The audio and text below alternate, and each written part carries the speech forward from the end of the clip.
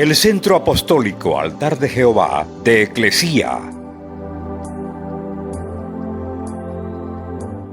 presenta lo mejor del trigo. Conduce Lourdes Bravo de Villar.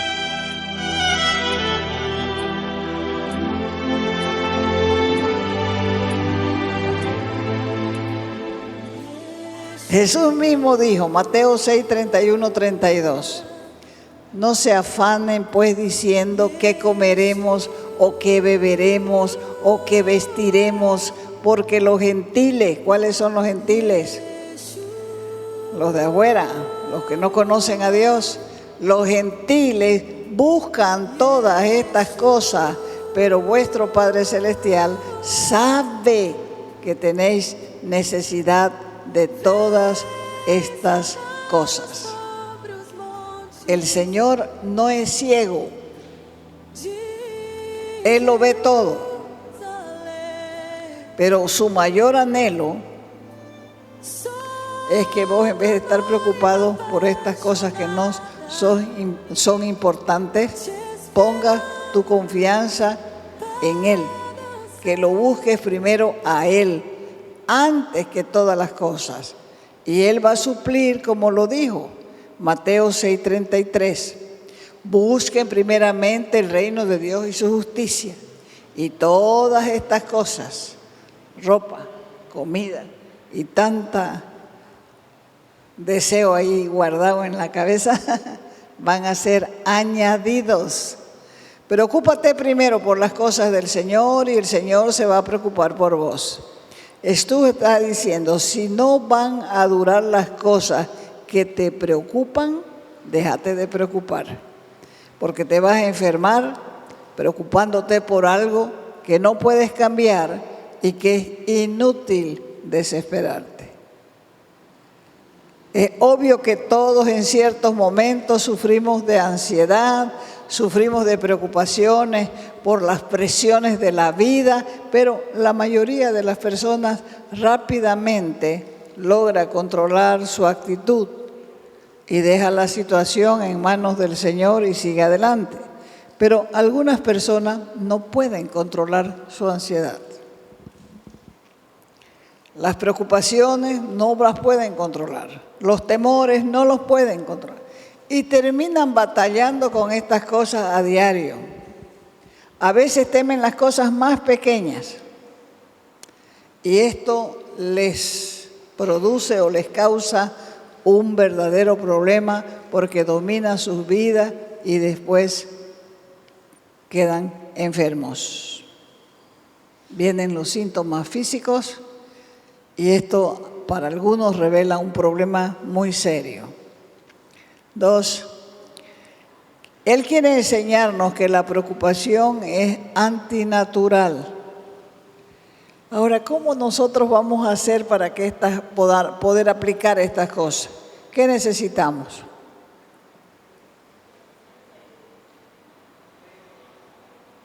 Fe. Porque la fe es la certeza de lo que se espera, la convicción de lo que no se ve.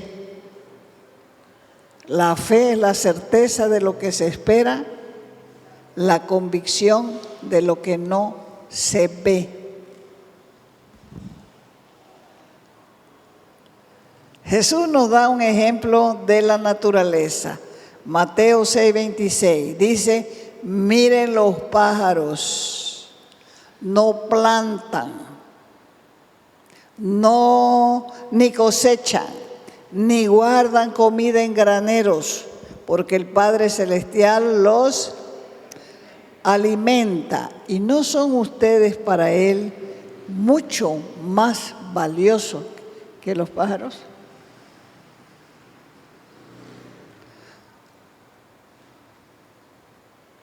Solo hay algo que vive preocupado en toda la creación de Dios y es el ser humano. Usted no lo ve buscando a los animales así ansiosos con los ojos medio salidos buscando qué comer. Somos los únicos en la creación de Dios que nos falta fe, que no confiamos en Él, y Dios dice que eso es antinatural. ¿Quién cree que por preocuparse vivirá un día más?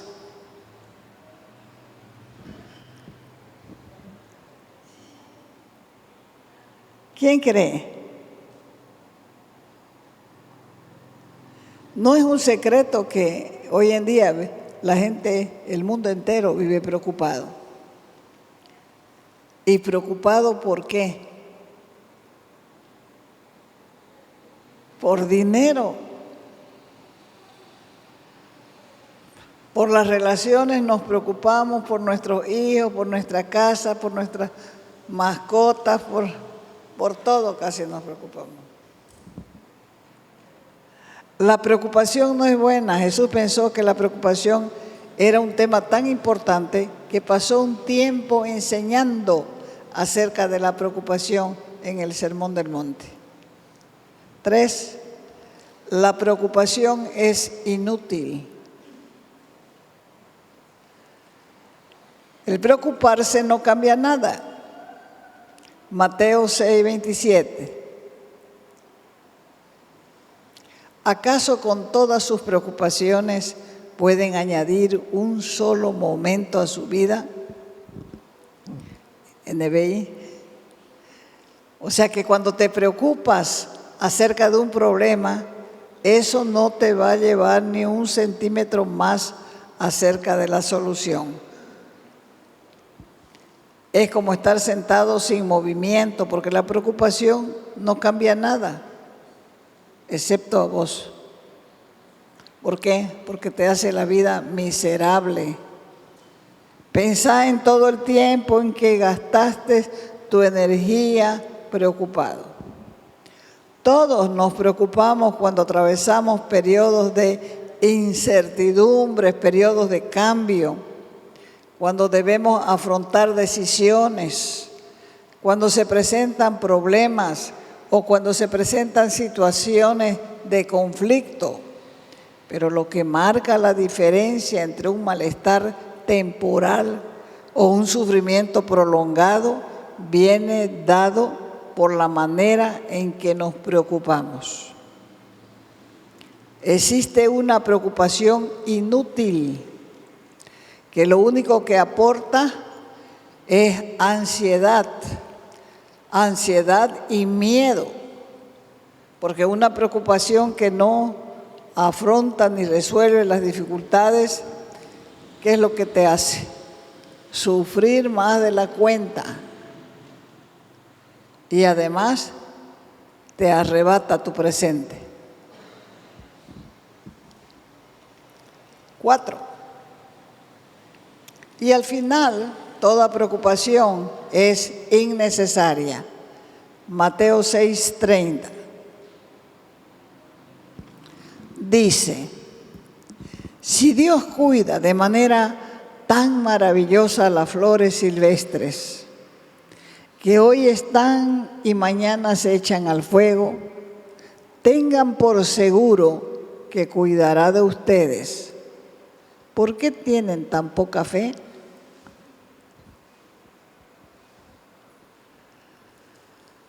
Si confías en Dios no hay necesidad de preocuparse. ¿Por qué? Porque Él nos ha prometido cuidar de todas nuestras necesidades. Filipenses capítulo 4, verso 19. Y ese mismo Dios, quien te cuida, suplirá todo lo que necesites de las gloriosas riquezas que nos ha dado por medio de Cristo Jesús. Poner la Valera 4:19. Mi Dios, pues, dice, suplirá todo lo que os falta conforme a las riquezas en gloria en Cristo Jesús. ¿Eso incluye tus deudas? Sí. ¿Eso incluye los conflictos entre relaciones humanas? Sí. ¿Eso incluye tus sueños, tus metas, tus ambiciones? Sí. ¿Eso incluye los problemas de salud que no sabes qué hacer con ellos? Sí. Dios va a satisfacer todas tus necesidades en Cristo Jesús. ¿Y qué de las prioridades de Dios? Dios también tiene otras prioridades y las estableció en el principio de la creación. Jesús vino a la tierra para establecer su prioridad número 1. ¿Cuál es la prioridad número 1 de Jesús? Establecer el reino y reconciliar al hombre con Dios su Padre. O sea que Él nos está invitando a colaborar y a poner nuestro empeño y compromiso en el reino. Porque nadie se compromete por una causa perdida. Por eso es que Él nos hace mirar las aves, nos hace mirar las flores, nos hace mirar el poder que tiene no solo de crearla, sino también de sustentarla. Y si nosotros somos su mayor tesoro, con más razón hará lo mejor para nosotros. Aquí hay un desafío y ese desafío es para ordenar la jerarquía de las necesidades básicas del hombre. Cuando las prioridades no son tenidas en cuenta, uno anda perdido. El hombre cree que está salvando a su familia, pero en realidad la está perdiendo, porque trabaja todo el día y cuando llega a su casa, los hijos ya están durmiendo. Cree que está ganando la vida, pero la está perdiendo también, porque cree que por lo que trabaja tanto los hijos lo van a admirar, pero en realidad lo están odiando porque nunca lo encuentran en la casa. Mateo 6, 28 y 29. Dice, por el vestido, ¿por qué se afanan? Consideren los lirios del campo, cómo crecen, no trabajan ni hilan. Les digo que ni aun Salomón con toda su gloria se vistió así como uno de ellos. Un lirio del campo es una flor silvestre, pero Salomón no se pudo vestir como un lirio. Y el Señor agregó, primero busquen el reino de Dios y su justicia, y todas estas cosas les serán añadidas.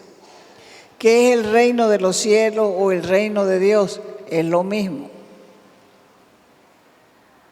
El reino de Dios y el reino de los cielos es lo mismo.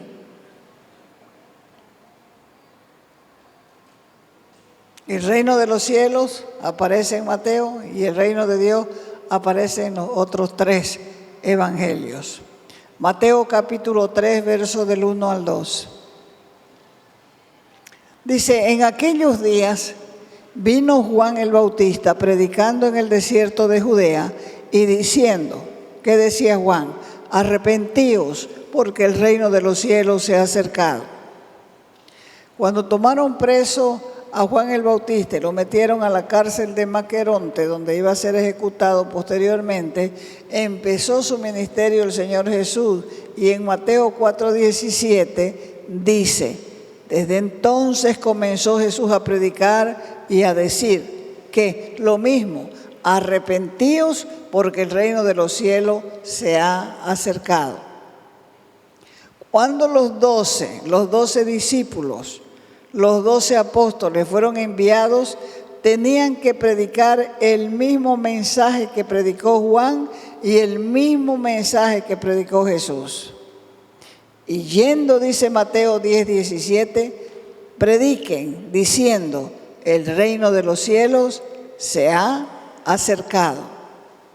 Más tarde ya, en pleno apogeo del ministerio de Jesús en la tierra, Él dijo lo siguiente. Mateo 12:28.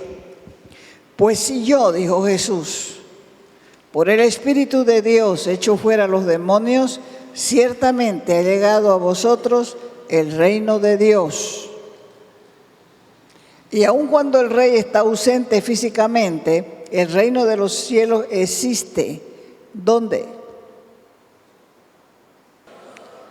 En el corazón del hombre, en el corazón de los que le hemos recibido a Jesús como Señor y Salvador. ¿Cuántos han limpiado en la sangre del Cordero? Los salvos.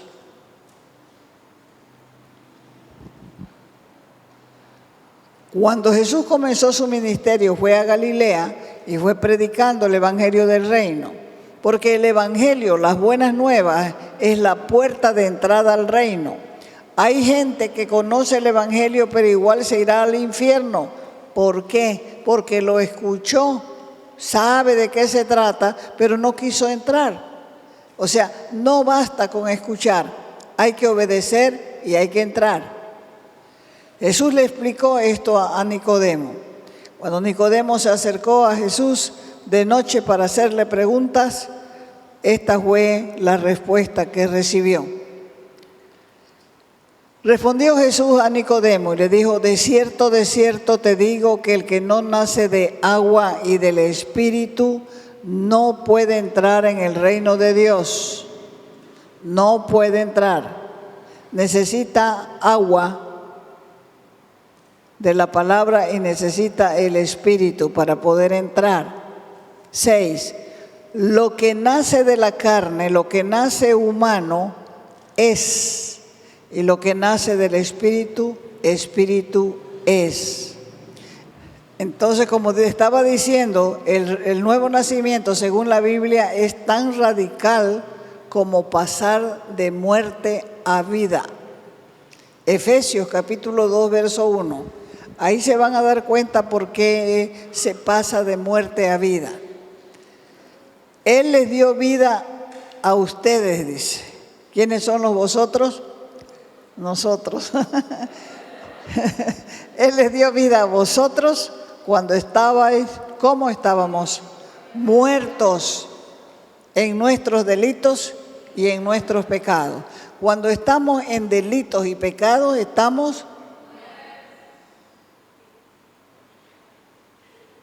necesitamos nacer de nuevo, de la palabra y del Espíritu. El nuevo nacimiento es un regalo del Espíritu Santo, es un nacimiento de arriba. Por eso es que mucha gente escucha, pero no nace de nuevo. Y siguen las mismas, porque no nació de nuevo. El regalo no le llegó. ¿Por qué no le llegó? Porque sin duda la conversión no fue verdadera. Romanos 6:4 dice: porque somos sepultados juntamente con Él para muerte por el bautismo, a fin de que como Cristo resucitó de los muertos por la gloria del Padre, así también nosotros andemos en ¿qué? Vida nueva. El que nace de nuevo tiene vida nueva. Tiene vida nueva, tiene que tener vida nueva. Si sigue mañoso, no nació de nuevo. Porque la nueva criatura que nació tiene nuevas costumbres. No hay punto intermedio o variedad de niveles cuando hablamos de la nueva vida en Cristo. En la Biblia hay evidencia de una transformación que se nos da por la obra de Cristo a nuestro favor y en nuestro lugar. Entonces, en palabras de Pablo, esta novedad de vida es profunda y marca un contraste. ¿Qué fue lo que dijo el Señor que íbamos a conocer nosotros a los creyentes? ¿Cómo lo vamos a conocer? ¿Cómo vamos a distinguir la cizaña del trigo? ¿Cómo? Por sus frutos. Por sus frutos. La nueva criatura tiene frutos. Entonces, el nuevo nacimiento implica un estilo de vida renovado que obedece al Evangelio. El nuevo nacimiento se ve por sus frutos. Además de ser radical, también es necesario. El Señor Jesús revela varias verdades importantes, pero hay que verla para poder resaltar. Juan 3:3. El Señor Jesús le estaba hablando a Nicodemo y le dijo: en verdad te digo, Nicodemo, el que no nace de nuevo no puede ver el reino de Dios. Entonces el reino de Dios hay que verlo para poder entrar. Son dos cosas, verlo y entrar. Por eso es que por naturaleza somos hijos de ira y estamos apartados de la gloria de Dios. Y este estado de separación no solamente impide ver el reino de Dios, sino que pone en evidencia nuestra mayor necesidad. ¿Cuál es esa necesidad? Es la necesidad del nuevo nacimiento, porque surge de la incapacidad del ser humano. En su estado natural no puede ver, no puede entrar al reino. Por muy dotada que sea la persona, por muy moral que sea la persona, por muy refinada que sea, en su condición natural está totalmente ciego a la verdad espiritual. Y no puede entrar en el reino de Dios y ser llamado hijo de Dios. Esto es lo que Jesús le dijo, le mostró, le enseñó a Nicodemo y por ende también a todos nosotros. Las buenas noticias del reino son creídas y cuando son creídas nos habilitan para que podamos entrar. Y entonces nos convertimos en ciudadanos del reino. En este reino que entramos se hace la voluntad del Rey. ¿Quién es el Rey? Jesús, el Rey de Reyes y Señor de Señores. Recuerden que cuando bautizaron a Jesús se escuchó una voz que decía: este es mi Hijo amado en quien tengo complacencia. ¿En qué le complacía a Dios? Hacía su voluntad del Padre, hacía la voluntad del Padre costara lo que costara. Aún a costa de morir, Cristo estuvo dispuesto a hacer la voluntad de su Padre. Por eso Él nos manda a buscar primeramente el reino de Dios y su justicia, porque su reino, el reino es un reino de justicia. Entonces preocuparse significa intranquilizarse, agitarse, impacientarse, consumirse en pensamientos, estableciendo cosas como si fueran de principal interés. Y la preocupación y el temor a lo desconocido, al futuro, cubre un espacio de la vida del hombre al cual nosotros no tenemos control. Nuestro valor espiritual es más importante que nuestras necesidades básicas y nunca debería ser sacrificado lo uno por lo otro. Por eso el Señor Jesús dijo en el Sermón del Monte: ¿por qué se preocupan? ¿Por qué se inquietan? ¿Por qué se impacientan ustedes por la ropa? Fíjense cómo crecen los lirios del campo, no trabajan ni hilan. Y sin embargo les digo que ni siquiera Salomón con todo su lujo se pudo vestir como uno de ellos. Pues si Dios viste así la hierba, que hoy está en el campo y mañana se quema en el horno, con mayor razón los vestirá a ustedes, gente de falta de ¿qué? De fe. Entonces volvemos a concluir que ¿qué es lo que nos falta?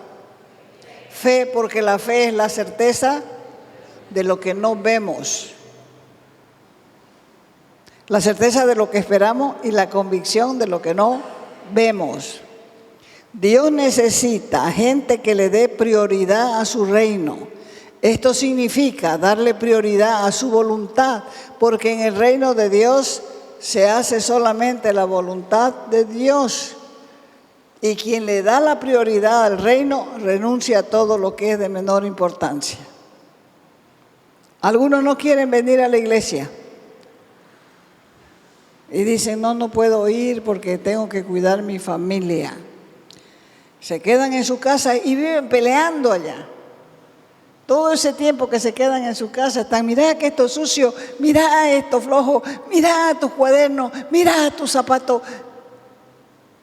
¿Cuidar qué familia están cuidando? Ni siquiera están aprendiendo principios para vivir como familia. Otros no van a la iglesia por cuidar sus teneres. ¿Por qué? Porque su prioridad es su familia, su prioridad es sus teneres. Pero el Señor dijo otra cosa diferente. Cualquiera, diga cualquiera. ¿Quién es cualquiera? Cualquiera, cualquiera que haya dejado casas, hermanos, hermanas, padre, madre, mujer o hijos o tierras por mi nombre, recibirá ¿qué? 100 veces más y heredará la vida eterna. ¿Cómo es eso de dejar casa, familia, hermanos, hermanas, padre y madre? Bueno, algunos saben esto, porque para casarse dejan a sus padres para hacer una sola carne con su cónyuge. Y otros dejan familias, dejan padres por causa del Evangelio, como Abraham, que le dijo al Señor, andate a un lugar que yo te voy a mostrar. Deja tu familia, deja tu parentela, deja tus cosas y vamos a un lugar que yo te voy a mostrar. ¿Y qué hizo Abraham? No dijo, ay Señor, ¿cómo me voy a separar de mi padre? ¿Cómo voy a dejar mis cosas? Yo he vivido tanto tiempo aquí en Ur de los Caldeos, ¿cómo me voy a ir a una tierra desconocida? Dice que lo dejó todo, por eso se convirtió en ¿qué? En padre de la fe. Dios necesita gente que se juegue la vida por Él. Por eso es que hay que dejar que el Espíritu Santo se siente en el trono de tu corazón y te gobierne. Porque si tu prioridad no es el reino de Dios, te está faltando valor para dejarlo todo. Porque el día que te importe más el reino de Dios en tu vida, ese día vas a ver su gloria. Y vas a ver su poder obrando sobre vos y vas a poder mostrar la gloria del reino de Dios en Bolivia. Entonces, ¿cuál es la primera instrucción? Buscar el reino de Dios, y eso implica diligencia, actividad, rapidez para buscar lo que considera lo más importante. ¿Por qué quiere el Señor que busquemos el reino primero? Porque es lo principal, es lo más importante y a eso debemos darle mayor valor por encima de todo lo demás. Entonces, así vamos a aprender a confiar en Dios. Así vamos a aprender y conocer que Él tiene cuidado de nosotros. Nada cambia si no cambia tu pensamiento. Las leyes de Dios están escritas en su palabra y también en tu corazón.